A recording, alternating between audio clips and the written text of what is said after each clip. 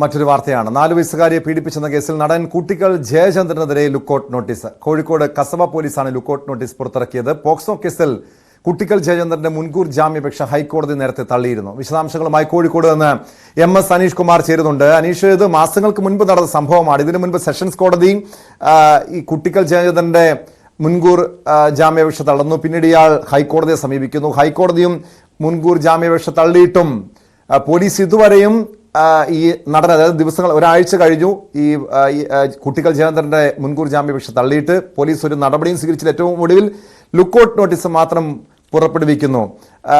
ഇയാളെ സംരക്ഷിക്കുന്നത് പോലീസ് ഉന്നതരാണെന്നൊക്കെയുള്ള ചില ആക്ഷേപങ്ങൾ നേരത്തെ തന്നെ ഉയർന്നു കേട്ടതാണ്.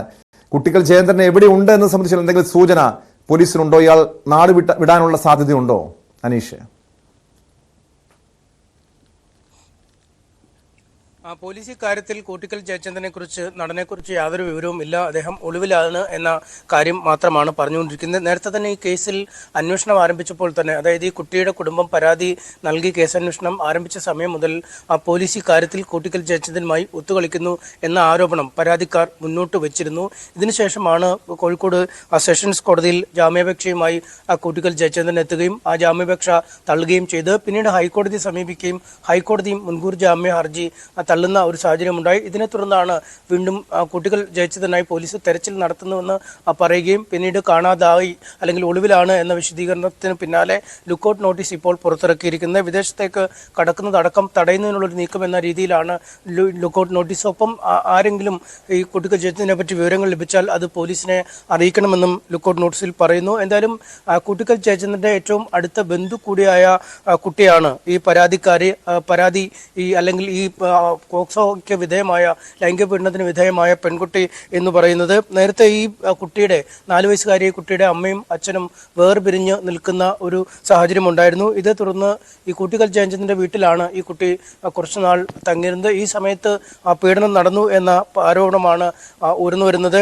ഇതിനെ തുടർന്ന് പിന്നീട് ഈ വേർപിരിഞ്ഞ് ജീവിക്കുന്നതിനിടയിൽ ഈ കുട്ടിയുടെ അച്ഛൻ മരണപ്പെടുന്ന ഒരു സാഹചര്യമുണ്ടായി. ഈ മരണാനന്തര ചടങ്ങുകളിൽ പങ്കെടുക്കാനായി ഈ കുട്ടിയുടെ വീട്ടിലേക്ക് എത്തിയപ്പോൾ കുട്ടിയുടെ മുത്തശ്ശിയോട് ഈ സംബന്ധിച്ച പീഡന വിവരം ഈ പെൺകുട്ടി പറഞ്ഞു എന്നാണ് പരാതിയിൽ പറയുന്നത്. പിന്നീട് അമ്മൂമ്മ ഇക്കാര്യം പോലീസിൽ ഒരു പരാതിയായി നൽകി. തുടർന്ന് സൈക്കോളജിസ്റ്റിനോടും മജിസ്ട്രേറ്റിനോടും ഈ കുട്ടി മൊഴി ആവർത്തിക്കുന്ന സാഹചര്യം ഉണ്ടായി. ഒപ്പം ഈ കുട്ടിക്ക് ഏറ്റതായി പറയപ്പെടുന്ന പീഡനത്തിനെ തുടർന്ന് എന്ന് കരുതുന്ന ചില പരുക്കുകളും കുട്ടിയുടെ ശരീരത്തിൽ പ്രകടമായി അല്ലെങ്കിൽ ദൃശ്യമായി എന്നാണ് അറിയാൻ കഴിയുന്നത്. എന്തായാലും ഇക്കാര്യങ്ങളൊക്കെ ഉൾപ്പെടുത്തിയാണ് വളരെ വിശദമായ മൊഴി രേഖപ്പെടുത്തുകയും പിന്നീട് കേസെടുക്കുകയും ചെയ്തത്. എന്നാൽ കേസെടുത്ത ആദ്യഘട്ടങ്ങളിൽ തന്നെ കൃത്യമായൊരു അലംഭാവം പോലീസിന്റെ ഭാഗത്തുനിന്നും ഈ കേസിൽ ഉണ്ടായി എന്ന ആരോപണമാണ് ഈ കുട്ടിയുടെ മുത്തശ്ശിയും മറ്റുമൊക്കെ മുന്നോട്ട് വെച്ചിരുന്നത്. എന്നാൽ ഈ കുടുംബ വഴക്കിന്റെ പേരിലുള്ള ചില പ്രശ്നങ്ങൾ ഇത്തരത്തിൽ മനഃപൂർവ്വം തന്നെ കരുവാക്കി ചിത്രീകരിച്ചൊരു കേസെടുക്കുന്നു എന്നടക്കമുള്ള വാദമുഖങ്ങളാണ് ഈ കോടതികളിൽ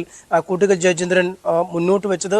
പക്ഷേ ആ വാദമുഖങ്ങളൊന്നും കോടതി അംഗീകരിച്ചില്ല. കുട്ടിയുടെ മൊഴിയും മറ്റ് സൈക്കോളജിസ്റ്റിന്റെയും മജിസ്ട്രേറ്റിന്റെയും ഒക്കെ രഹസ്യമൊഴിയൊക്കെ പരിഗണിച്ചാണ് ഇപ്പോൾ മുൻകൂർ ജാമ്യം തള്ളുന്ന അടക്കമുള്ള നടപടിക്രമങ്ങളിലേക്ക് കോടതി നടന്നത്. ഇനിയിപ്പോൾ മറ്റു വഴികൾ തൽക്കാലം കുട്ടികൾ ജയചന്ദ്രന് മുന്നിലില്ല. അതുകൊണ്ട് പോലീസിന് മുൻപാകെ കീഴടങ്ങുന്നതാണ് ഏറ്റവും മികച്ച മാർഗമെന്ന് വിലയിരുത്തുന്നുണ്ട്. പക്ഷേ പോലീസ് ആവട്ടെ ഒരു കൃത്യമായ ഒരു അന്വേഷണം ഈ കാര്യത്തിൽ നടത്തുന്നില്ല എന്ന ആരോപണമാണ് ഈ പരാതിക്കാരിയായ അല്ലെങ്കിൽ ഈ കുട്ടിയുടെ കുടുംബവുമായി ബന്ധപ്പെട്ട് ഉയർന്നുകൊണ്ടിരിക്കുന്നത്. തീർച്ചയായും അതാണ് കാരണം. പോക്സോ കേസാണ്. അറസ്റ്റ് ചെയ്താൽ ജാമ്യം പോലും കിട്ടാത്ത കടുത്ത വകുപ്പുകൾ, ശക്തമായ വകുപ്പുകൾ പോലീസ് നിലവിൽ ചുമത്തിയിട്ടുണ്ട്. അതും കോടതിയുടെ നിർദ്ദേശവും കൂടിയുണ്ട് കുട്ടികൾ ജയചന്ദ്രനെ അറസ്റ്റ് ചെയ്യണമെന്ന്. പക്ഷേ ഇവിടെ അനീഷ്, നേരത്തെ മുതൽ തന്നെ ചില പോലീസ് ഉന്നതർ കുട്ടികൾ ജയചന്ദ്രനെ സംരക്ഷിക്കുന്നു, ഈ കേസ് അട്ടിമറിക്കാനുള്ള ശ്രമങ്ങൾ നടത്തുന്നു എന്ന ആക്ഷേപമൊക്കെ ഉയർന്നു കേട്ടതാണ്. അങ്ങനെ ആരാണ് ഈ കുട്ടികൾ ജയചന്ദ്രനെ സംരക്ഷിക്കുന്നത്? ഇയാൾക്ക് ഒളിവിൽ പോകാനുള്ള സാഹചര്യം പോലീസ് തന്നെ സൃഷ്ടിച്ചതാണോ?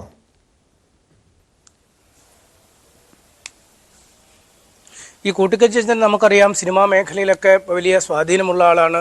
ഈ മിമിക്രി മേഖലയിലും ഒക്കെ വലിയ താരമായി നിന്ന ആളാണ്. അതുകൊണ്ട് സ്വാഭാവികമായും ഒരു സെലിബ്രിറ്റി ആയ ഒരാൾ ഒരു കേസിൻ്റെ ഒരു വശത്ത് നിൽക്കുമ്പോൾ മറുവശത്ത് നിൽക്കുന്നവർക്ക് നീതി ലഭിക്കില്ല, അല്ലെങ്കിൽ അവർക്ക് കൂടുതൽ സ്വാധീനം ചെലുത്തുമെന്ന ആക്ഷേപങ്ങൾ പണ്ട് മുതൽ തന്നെ ഉയർന്നു വരുന്നതാണ്. പലപ്പോഴും ഇത്തരം കേസുകളൊക്കെ വരുമ്പോൾ ഈ കേസിലും ഇത്തരത്തിലൊരു വാദഗതി തന്നെയാണ് ഈ കുട്ടിയുടെ മുത്തശ്ശിയും മറ്റുമൊക്കെ നേരത്തെ സംസാരിച്ചപ്പോഴൊക്കെ മുന്നോട്ട് വെച്ചത്. കാരണം ഇവർ പോലീസിനോട് ആദ്യം തന്നെ പരാതി നൽകിയെങ്കിലും ആ പരാതി അർഹിക്കുന്ന ഗൗരവത്തോടെ എടുക്കാൻ പോലീസ് തയ്യാറായില്ല.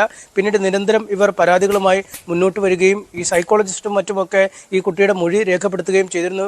ഈ കുട്ടി നടന്ന കാര്യങ്ങൾ സൈക്കോളജിസ്റ്റിനോട് പൂർണ്ണമായി തുറന്നു പറഞ്ഞു എന്നാണ് അറിയുന്നത്. ഇതിനുശേഷമാണ് പിന്നീട് പോലീസിന്റെ ഒരു അന്വേഷണത്തിലും ഇത്തരത്തിൽ കൗൺസിലിംഗ് നടത്തിയപ്പോൾ കുട്ടി ഇക്കാര്യങ്ങൾ പറയുകയും പിന്നീട് ഇത് രഹസ്യമൊഴിയാക്കി കുട്ടിയെ മജിസ്ട്രേറ്റിന്റെ അടുത്ത് എത്തിച്ച് മജിസ്ട്രേറ്റും ആ മൊഴി രേഖപ്പെടുത്തുകയും ചെയ്തു. അങ്ങനെ പലതരത്തിലുള്ള ഈ മൊഴി രേഖപ്പെടുത്തലുകൾ നടന്നപ്പോഴും കുട്ടി ഒരേ മൊഴിയിൽ ഉറച്ചു നിൽക്കുന്നു എന്നത് തന്നെയാണ് ഈ കേസിനെ ഏറ്റവും നിർണായകമാക്കി മാറ്റിയത്. കാരണം 4 വയസ്സ് മാത്രമുള്ള ഒരു കുട്ടിയാണ്.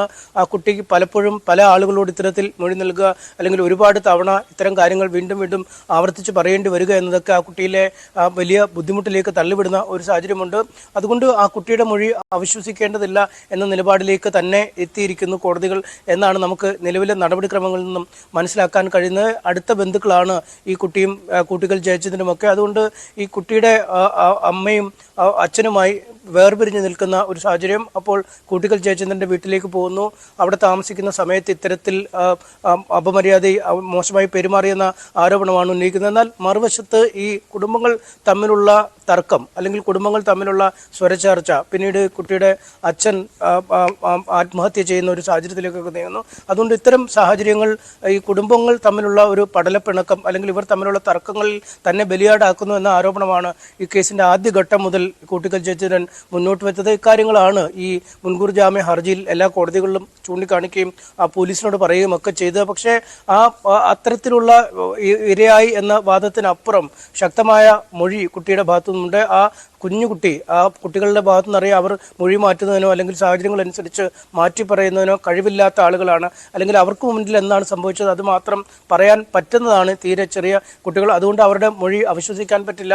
അവരെ കൂടുതൽ ബുദ്ധിമുട്ടിച്ചുള്ള ചോദ്യം ചെയ്യലുകൾക്ക് പറ്റില്ല. നിലവിൽ ആ കുട്ടിയുടെ മൊഴി തന്നെയാണ് ഏറ്റവും ശക്തമായ തെളിവായി മുന്നോട്ട് നിൽക്കുന്നത്. ഇനി നടന് മുന്നിൽ മറ്റു മാർഗങ്ങളില്ല എന്ന അവസ്ഥയിലേക്കാണ് എത്തിയിരിക്കുന്നത്. ഒരു പക്ഷേ പോലീസ് തീർച്ചയായും പോലീസ് നിലവിൽ കുട്ടിക്കൽ ജയചന്ദ്രനെതിരെ കടുത്ത നടപടിയിലേക്ക് നീങ്ങുന്നു. ലുക്കൌട്ട് നോട്ടീസ് പുറത്തിറക്കിയിരിക്കുന്നു. ഇയാൾ രാജ്യം വിടാനുള്ള ഏതെങ്കിലും സാധ്യതയുണ്ടോ? അങ്ങനെയെങ്കിൽ എത്രത്തോളം അത്ര എളുപ്പമുള്ള കാര്യമാണോ കുട്ടിക്കൽ ജയചന്ദ്രനെ അറസ്റ്റ് ചെയ്യുക എന്നത്?